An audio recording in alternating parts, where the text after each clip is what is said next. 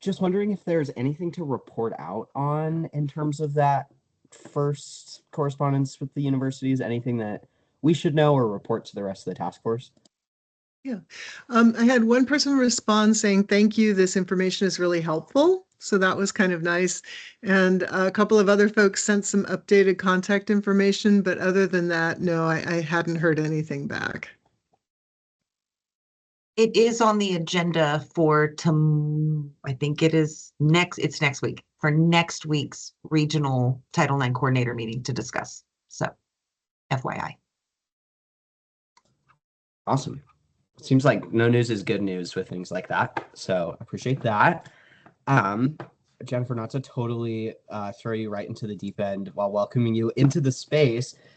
Just curious if you got a chance to chat with your friends at OIT about survey instrument security, any feedback that they got, any insight?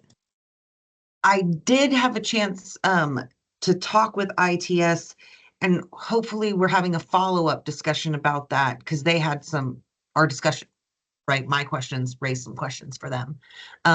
So Tony Ritchie, our CIO, is looking into some more stuff, although he did have more concerns about using Google Forms, right, than he would about using Qualtrics.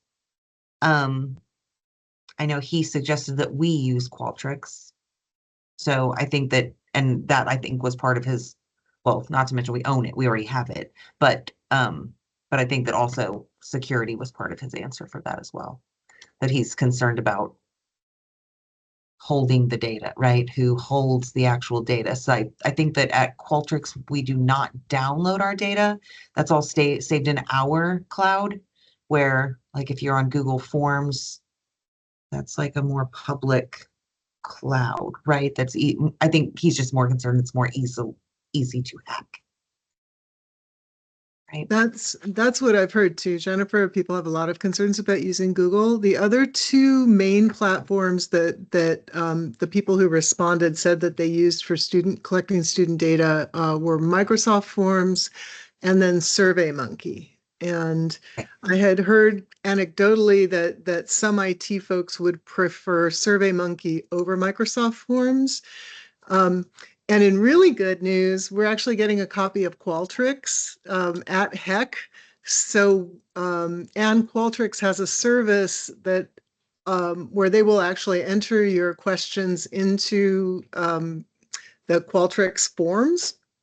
So you don't even have to do that part, because otherwise we would need to find someone at HEC who had experience with Qualtrics, or Kevin and I would have a really sharp learning curve.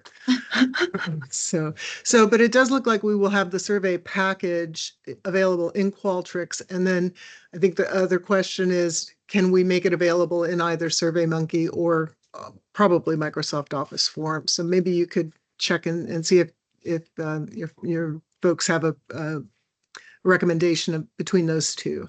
Yeah, in our follow-up meeting, I will definitely. I also have another server question I have to ask him, so I'll get that meeting scheduled. Yeah, and we have a meeting with the state folks. There's the interstate, the people who have similar laws to ours. There's a meeting with them tomorrow, and it's on my calendar for tomorrow. I think it is. I know we'll be talking about Title IX, but I will also ask them how they're handling or how their schools are handling the security. Some of the states actually are the ones that collect the data. The state holds the data, so it's a little bit different than ours, where each individual school is responsible for holding and safeguarding the data.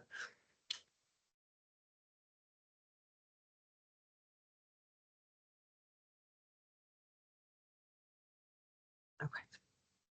I will try to get with him. We have board this week, so probably next week. Awesome. Well, thank you very much for working on that. Maybe we can just reach out to Jimmy like via email to see if he has any updates on the IRB stuff. But just moving on, I wonder if folks want to open up the draft outreach plan. I'm looking at the most recent draft. I think it's from November. I don't know, Rowan or Kevin, if you have a link handy. let's see, I can get the link and I can also share screen if that would be helpful. But let me get the link real first, and that way everyone will see it. Let's see. Thank you. Yeah, and sharing screen would be great as well. Sure. Sweet. Okay. Give me just a sec. Yeah, totally no worries. Well, I guess just to preface, I was thinking that there are two things that we could accomplish today. Number one, I think we can truthfully cross off phase one of our outreach plan, which is great. And then number two, I would love to kind of revisit some of the pieces that we brainstormed for the toolkit for implementation for campuses. I think it might be a good idea to just kind of really flesh that out, do some more brainstorming, and then start delegating. That sounds right to folks. But yeah, I think doing the pre-survey implementation suggestions might inform the second half of that. Rowan, do you mind sharing screen? Yeah, I am trying to right now. Let's see if I can get it to, oops.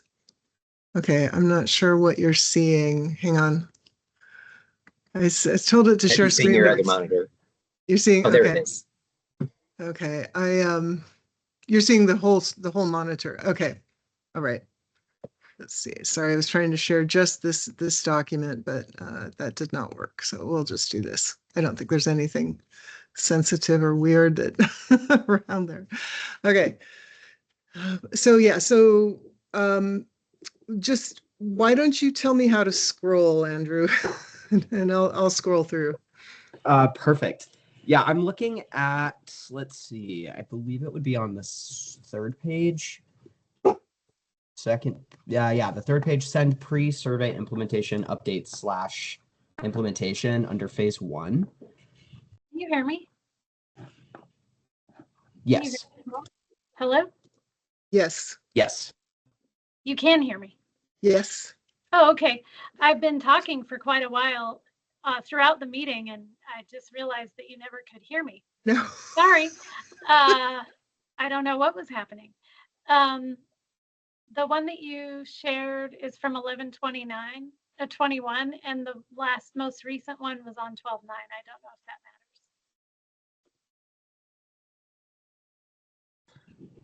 matters. Rowan, you're muted. I'm sorry. Sorry, dog barking in the background. Okay, hang on just a second, please.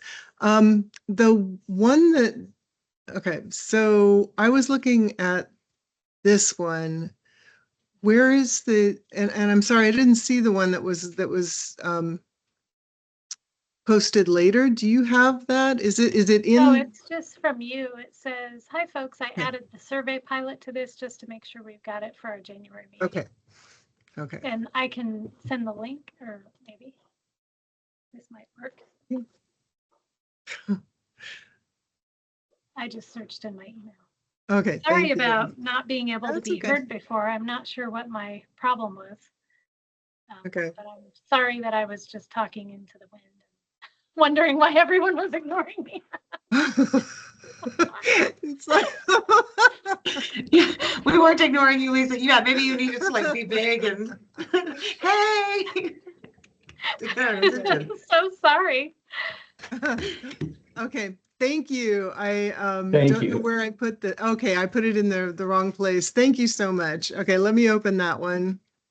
Oh, I'm so glad you said something. Okay. All right. Okay. There's also a dog smashing me with her nose because she wants me to play, so I'm trying to do too many things at once here. Okay.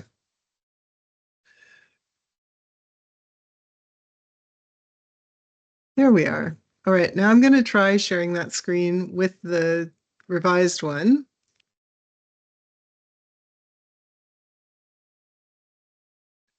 There we go. Okay, I think I got it now. Awesome. Thank you for handling the screen sharing. It stresses me out so much for this exact reason. Yeah, it's pretty. Okay, I think I sent you a little too far down the dock. It'll be under phase one, under the third giant bullet point. There we go. Yeah. Suggest pre-work of campuses. I don't know if folks just want to take a quick glance at this, and yeah, is there anything else that we need to add? I think the thing I'm thinking about is what feels like supportive and informative, but not overwhelming or overkill. I think it would be great if we could just solidify this and then maybe send it over or turn it over to the rest of the task force at our next full meeting just for final approval. Can we call it final review? Yes, final review. Okay, thank you.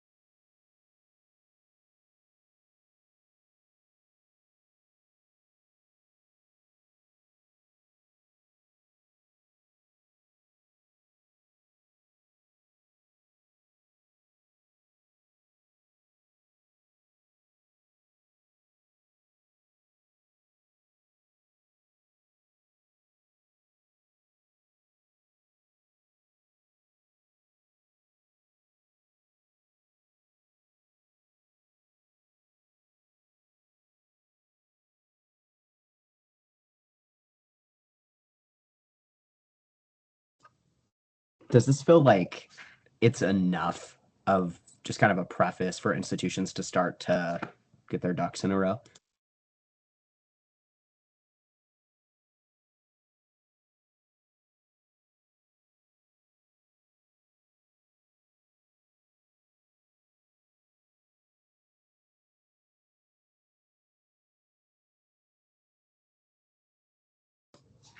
Sweet. Thank you very much, Justin. That's a very good point.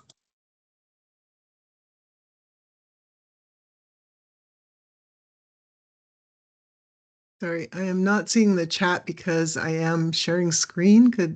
What's Justin's very good point? So sorry about that.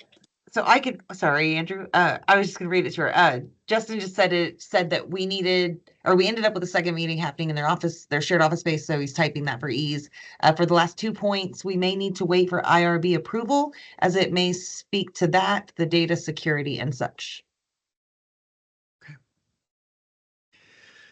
So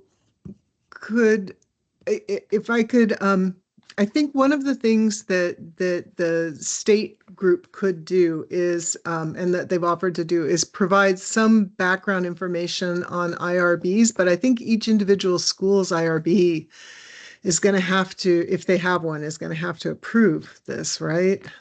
I mean, we can give them kind of model language or say this is how other IRBs have handled it, but IRBs tend to be pretty independent.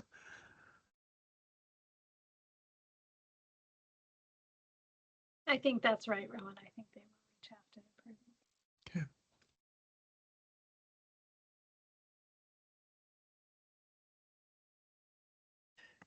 Can I also just check in with those folks who are, those of you who are working in the institutions right now, how much bandwidth do you believe that your Title IX coordinators are going to have? And then I'm wondering about timing. And I know that there's a lot going on in the Title IX world right now.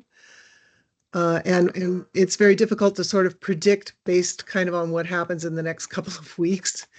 But I'm just wondering if we put something together, if we started to put a toolkit together and shot for like the middle of February to get this pre-survey toolkit out, would the Title IX coordinators, do you feel like they would be able to spend some time on this?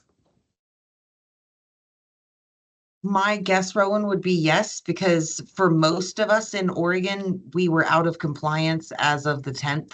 And so we've had to do real quick fixes. And so most of that like compliance piece, we should all have it done by then. If somebody's still lagging a month later, that would be bad. So I feel like most of us will probably have sort of that initial response to the vacate or the regs being vacated done within the next month.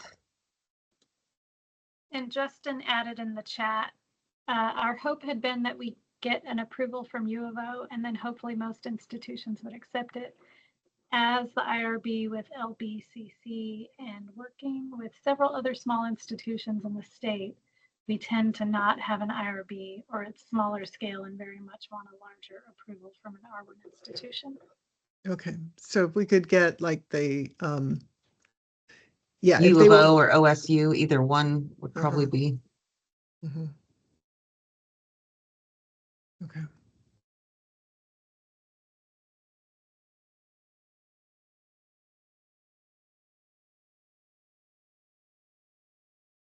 And I'm happy to bring that up in the coordinator meeting on Tuesday, because Becky Bangs from OSU will be there, and Nicole Commission from U of O will be there. And so those might be two really good contacts for us to start that conversation of if their IRB can help out.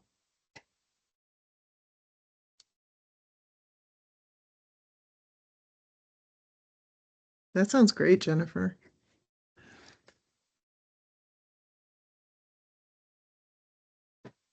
So I guess what I'm sort of envisioning is that we can draft some text that would kind of maybe bullet point out like this, some of the things for folks to think about.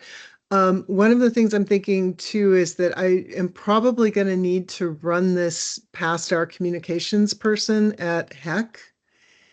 And it might be a really good time to start developing a visual identity for the survey materials. We had talked at one point about the visual identity. We hadn't really gone too far with that.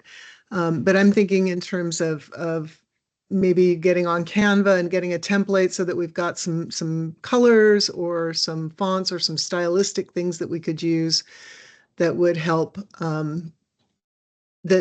the schools could then begin to implement in their own toolkits as they start to develop them. I guess what I'd like to do is think about if we can get kind of a visual identity out, it would help schools avoid developing visuals that might not be trauma informed. And it would also take away some of the workload for them. So I guess what I'm saying is, would you like me to start drafting some text for this? And in moving it through our communications folks, I'll ask for a visual identity. Are there any preferences or are there any concerns about doing that? Thank you, first of all, just for taking that on. I think, first of all, language would be super helpful if you would be able to do a first draft of that. Sure.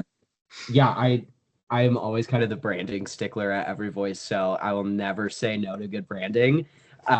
Yeah, however, I can be helpful with that in terms of creating some of the templates. We have a lot, but they certainly are Every Voice branded. So more than happy to jump in on that however I can. Andrew, are the because I think we would want to not duplicate, but maybe learn from the Every Voice materials. Are they available online or are they something you could share with us? Yeah, we have some online. I can pull up a link in just a second. And then we have some more formal letterhead. They're nothing super fancy, but straightforward. And I think they're pretty. Thank you.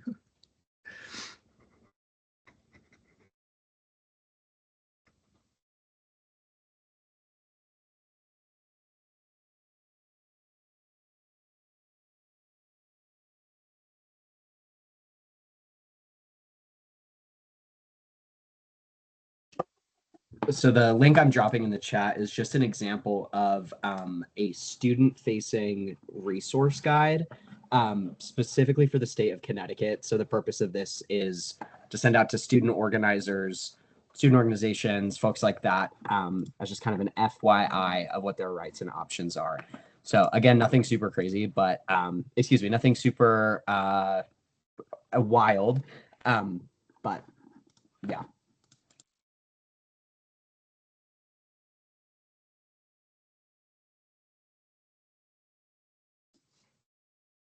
Great. Well, it seems like we're kind of wrapping up on this point. So maybe bullet points number 1 and 2 are what belong in that text. And then bullet point number 3, TBD as we learn more from IRBs. Mhm. Great.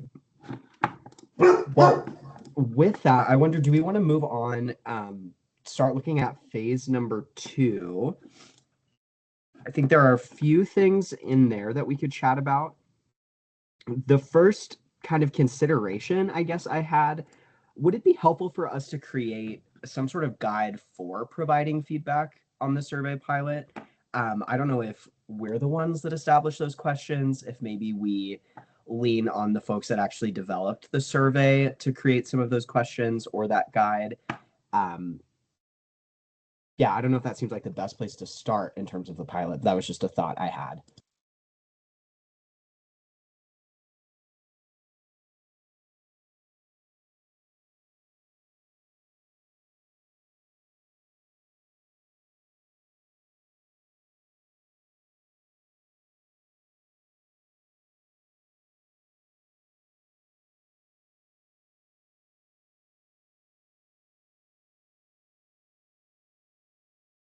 So Andrew, you mean sorry, I might be just a little confused. My brain was split on 2 different things at the same time. Um, so you're talking about the draft survey. So that's what we're going to be getting from the survey writing committee, right? The draft. This is what we talked about earlier about, or I think it was last meeting, November meeting, where we talked about finding some students and some other people across campuses who might be. Okay. I did float that with the regional coordinators at the last meeting, and at this meeting, there may be some reports back about whether or not they have students who would be willing. I know I have 2 students on my campus who have said they would take it.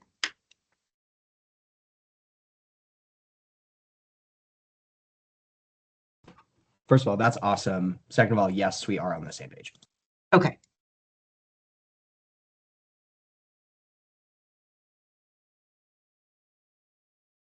But I think, so hold on, just thinking about this though, I think the students that have all volunteered would all be from 4-year publics. So maybe that's something we might want to think about. There could be more brought up at this next meeting. I'm sure that students that work here in my office would be really happy to help. And we have 14, but I can't promise that all 14 will, but I'm Yeah, 100%. one of my maybe students at is my least a student couple. worker, right? Yeah. My Title IX student worker was like, I will definitely take that. Yeah, exactly. And ours are confidential advocates and LGBTQ plus resource coordinators and Right, perfect. Yeah. Okay. So things like that. Oh, peer educators. Yeah. Right. And making sure we get a good variety of institutions too. I think, yeah, so the private schools and the community colleges as well. The regional meeting does have a couple of private institutions that attend. Great. So I can ask them. And then there are a couple of community colleges too. I know Len Benton participates in almost every one of them. Yeah, there's at least 3 community colleges that attend regularly, so.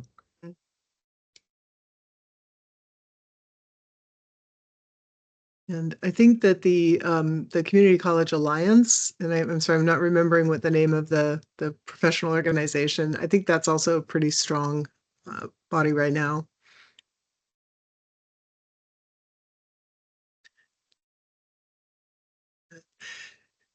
Yeah, I think the idea, at least I really like the idea of reaching out directly to the advocate programs at the schools, as well as the offices of institutional diversity, or whatever they're calling them, whatever it's called on that particular campus, to try to make sure we get a broad sweep of of students who can respond. We do have a few who've already said that they would, and I do have a form that I've sent out a couple of times and I'm happy to send out again that asks for interest in taking the survey.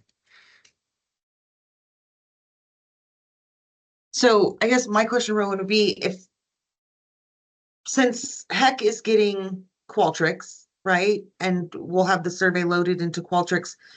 Would it be possible? It would probably be possible then for the HEC to send a link for the pilot survey to be taken through Qualtrics, right? That way institutions themselves wouldn't have to figure out how they're deploying the survey before they could get the students to take the pilot. Okay, that would work then, because Yeah. okay, that would work. Yeah. I was just thinking through how that would. Yeah, that's kind of the idea, is that we would have the pilot available in Qualtrics and could send it out. And that way we'll get the data. Like you said, the institutions won't have to worry about it. And the data will come and can be reviewed by this committee and also by the full council. My expectation is that when the survey writing is done, which is going to happen within the next month or so, that committee will pretty much dissolve, and you'll have some members from there coming over into this committee to help, because that's when your work is going to be ramping up. So you'll have more hands on deck for that.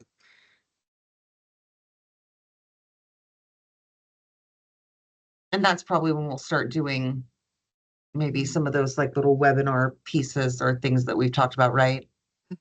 Okay. And then Justin just asked in the chat to clarify, if HEC has Qualtrics, will they be collecting when the instrument is live / no longer just a pilot? No, we will not collect any data other than for the pilot, and then we'll discontinue that. And then the file that has, and the other thing that that's going to do is help us make sure that it actually works right, that the flow is correct, that the skip patterns are working. So once we know that that's working, then we can take that file, strip any identifying information from it, and then send it out to colleges and universities that want to use Qualtrics to administer their surveys. Yeah, I think you could actually, I think it can be made and saved into like a common template or something, right? Yeah. It's a particular, like a QSF, so file that we can send.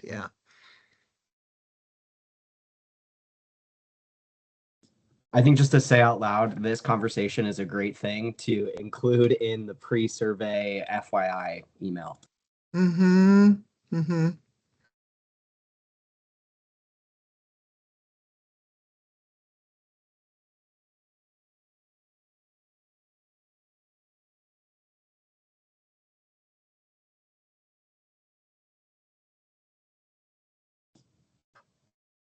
Great. Well, any other thoughts, questions, things to say out loud related to the survey pilot?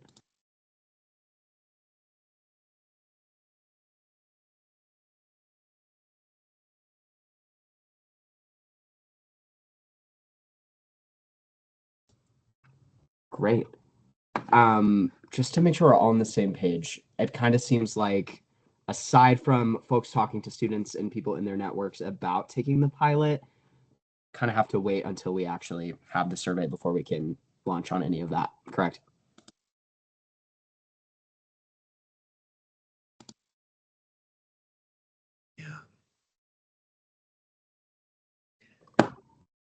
I think we're still, I think I'm trying to think in terms of time frames, that we're still shooting for kind of the end of March for the pilot. That's my fingers crossed deadline. So if we can get the pilot sent out at the end of March, get the feedback, give people a few weeks to complete it, get the feedback by the end of April, make any changes. I think that will also help inform some of the implementation piece. Because as we get feedback, we can start to suggest if there are any suggestions that come in for how best to administer it. We can use those too.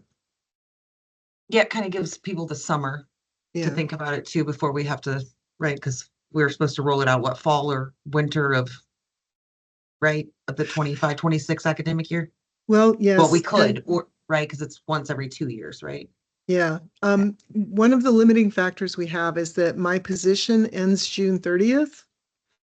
And so I'm hoping there's supposed to be a halftime position that has not been filled yet. And I don't, I have no idea who would be filling that position, if it would be me or someone else. So you'll have someone to work with after June 30th, but I'm hoping to get as much done as possible by then, so that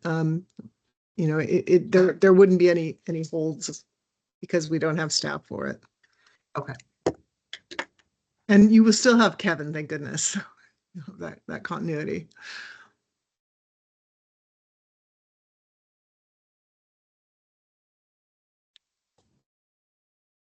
Awesome. Well, with that, do we want to move on to phase 3 and maybe talk a little bit about the toolkit?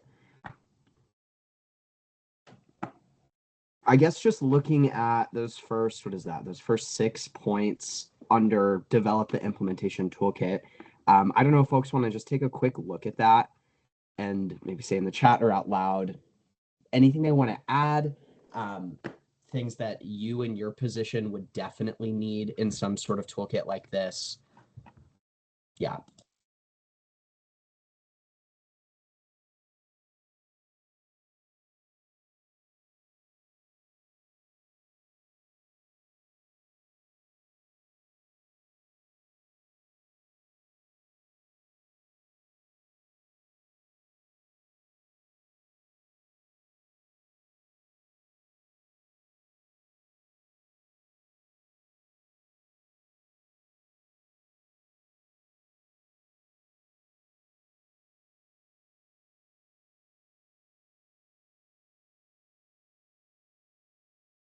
I feel like we did a really good job of covering things when we put that together.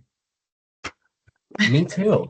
I'm like putting on my Title IX coordinator hat. Yeah, no, all of that would be, if I went to my Title IX team with a toolkit with all of these things in it, they would be ecstatic. Yeah. You can't see because my camera hates Teams for whatever reason, but there's a huge smile on my face. I love to hear that. The only thing I think that isn't in there, honestly, is information about well, maybe we can just be a little bit more specific, but a couple of the things that we want to be sure to do are include guidelines for getting the largest possible response. So that's one thing that just needs to be added, is looking at, and I have some of the literature that I can summarize and make available, but there are some techniques and tactics that folks have used to increase their response rate. And of course, we have some pretty fantastic response rates. Kelly Strawn did a really great job of getting, I think they had like 30% return response rate. And Kelly sent us a document that has some information. So there's going to be stuff we can draw from on that. The other section that isn't really covered in here is some guidelines or suggestions for analysis. And one of the things we also need to do at the HEC end is probably provide a template for reporting the survey results, because that's something that the colleges and universities are going to be required to do. So just as for everybody who's had to submit reports for other pieces of this legislation, having a template that says when you prepare the report that summarizes your results, it could look like this, not as a requirement, but just as a starting point for folks. Rowan, I you're love so... that idea, and I think that will help so much. Sorry, I interrupted. No, I was saying the same thing. I absolutely love that. I think if anything, we could absolutely dedicate an entire newsletter just to response rates and opportunities for, the word's not coming to mind, like gift cards, the Zamboni ride, you know what I mean? Things like that. Incentives. Yes, incentives. Yeah, I think that's great. And then I also, Justin in the chat said, from the IR perspective, The only thing standing out is wherever we land with IRB, either approval or details to help get through local review.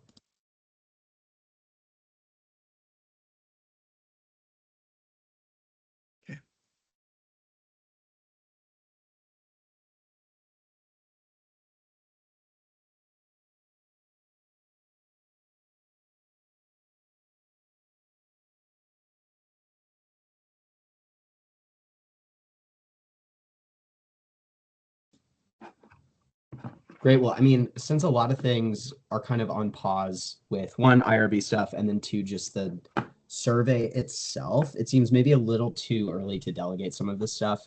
But if folks just kind of want to think about maybe owning one of these bullet points, that might be the best way for us to just knock this out moving forward.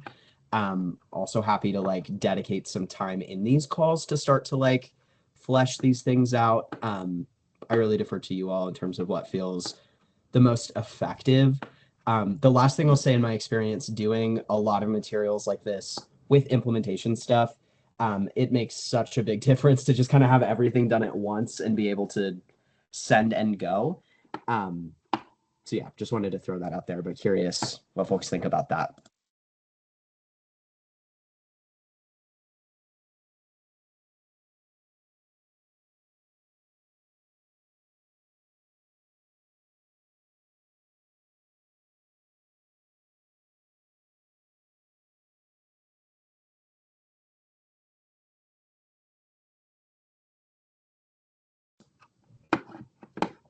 Awesome.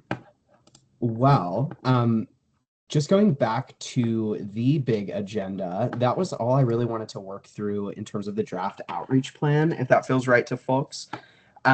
We also did hit point number 2 by talking about the survey pilot. Do you just want to maybe preserve a little bit of time for that if folks have anything they want to share related to the survey pilot and messaging, / if Rowan and Kevin have anything they want to share on that front?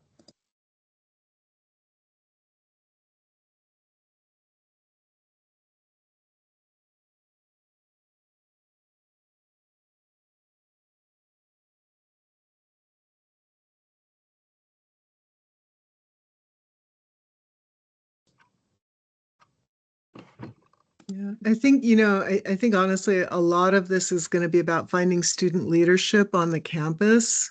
Because I was thinking about like a poster or something like that, encouraging people to respond to the survey. And that's usually best done when there's an individual that they can relate to, right? Because you're asking me to put an awful lot of energy and effort into completing this survey, why should I do it? I need to trust that the data is going to be safe. I need to trust that it's going to be useful. And I need to trust the messenger who's telling me those things, right? And at some campuses, that'll be the Title IX coordinator. At some campuses, it might be better coming from a student leader or from someone else who's trusted on campus. And honestly, the students are the ones who are going to tell you who they trust. And so just, yeah, trying to find that student leadership on each campus, I think is going to be, is going to have a huge impact on what kind of a response the survey gets on each campus. Maybe we can kind of stress that when we're saying, how to prepare your campus for this survey, make sure you've got a really strong student leadership team in place.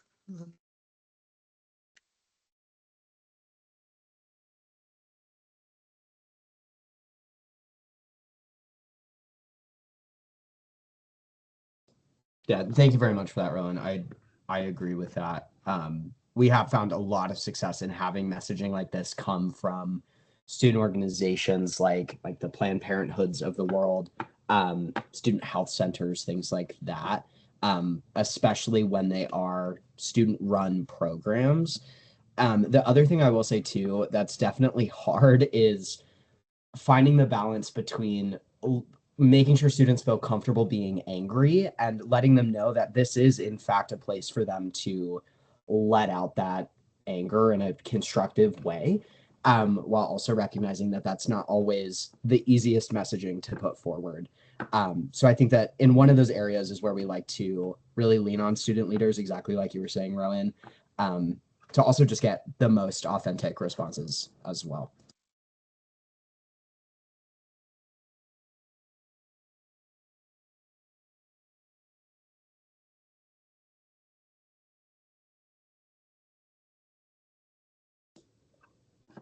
But with all of that being said, I think that was a pretty successful health check on our outreach plan.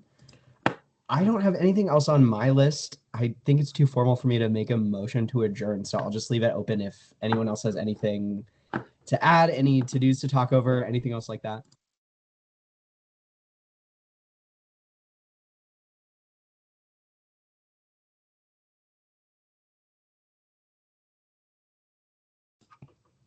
Sweet. Well, with that being said, see you all next Thursday at our full task force meeting, and then see you again in February. Thank you very much. Thank you all. Take care. Thank Thanks so you. much.